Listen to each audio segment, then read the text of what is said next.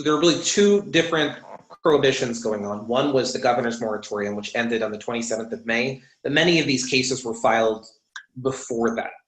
They've just been sitting in the system that long. However, they're based on actions the landlords took during the moratorium that were barred by law.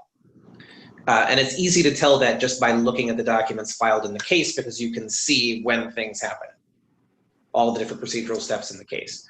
The other problem is the CARES Act. And I think you may or may not know how, everyone's heard of the CARES Act, but it does a lot of different things. In the context of evictions, basically it's provides additional protection for people who live in federally connected properties. So some kind of property with a connection to the federal government, and people have estimated that's between 25 and 60% of all properties, which is a huge gap between numbers. And it gets very, very complicated when you talk about who it applies to.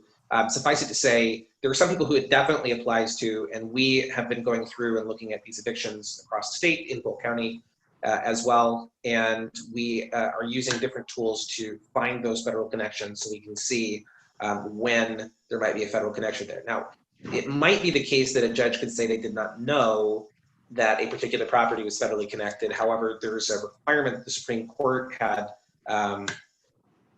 put in place on May 22nd that requires landlords to file a form where they basically disclose information that would allow a judge to be able to determine in a lot of cases whether a property was federally connected.